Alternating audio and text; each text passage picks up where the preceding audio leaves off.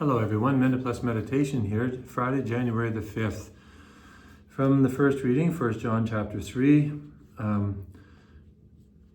My little children, this is the message you have heard from the beginning, that we should love one another. This is a constant message of John. He's called the apostle of divine love. We must not be like Cain, who was from the evil one and murdered his brother. And why did he murder him? Because his own deeds were evil and his brother's righteous. Do not be astonished, brothers and sisters, that the world hates you. We know that we have passed from death to life because we love one another.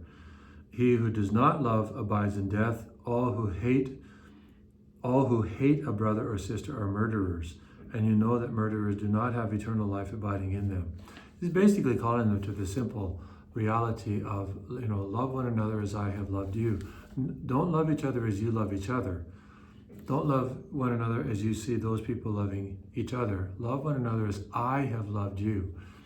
And Jesus says, no greater love no man has than he who lays down his life for his friends.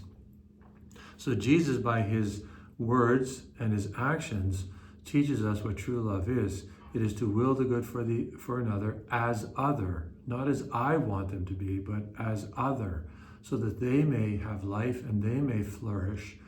That's what it means to love another person, not to take or to appropriate for myself, but that they may flourish and experience true happiness in their life. And then the returns come, right? The returns come, but it's not because I've manipulated the process. So St. John is just reminding the faithful, because we get love so wrong so often, and our relationships get messed up.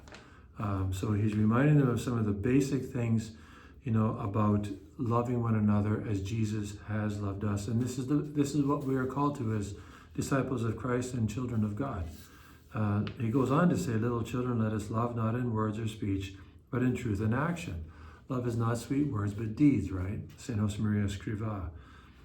And by this we will know that we are from the truth and will reassure our hearts before him. So it all boils down to love, but a love that is understood clearly, not sappy or syrupy or saccharine or like cotton candy, not sensual in a disordered kind of way, but seeks the good of another as other. Okay, over to St. John, the Gospel. We continue with St. John's Gospel, chapter 1. So this is key. After choosing Andrew and Peter to be his first disciples, okay? So he chooses. Jesus chooses. They do not choose him.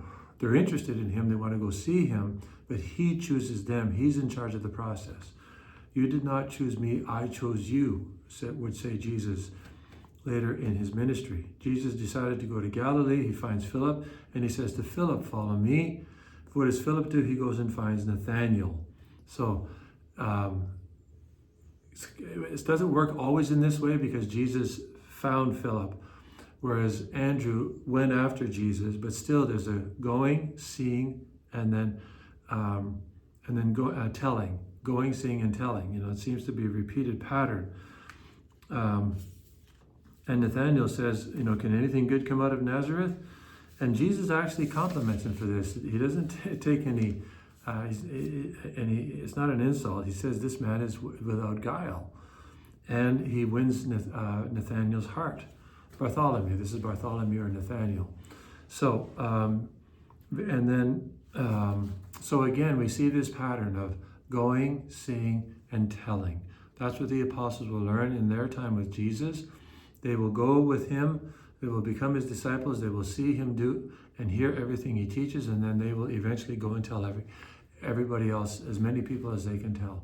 So that's what you and I are called to. And if you want to be truly happy, then follow this pattern in life. God bless. But ultimately, which means we got to go, which means we got to encounter Christ in the scriptures, go and hear him in his word. And even if, as a Catholic, encounter him in the sacraments, Jesus is really there.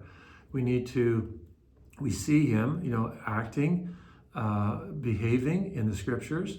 We also hopefully see something of him in his disciples, and then we go and tell other people. That's the model for us to follow and to be truly happy. God bless you.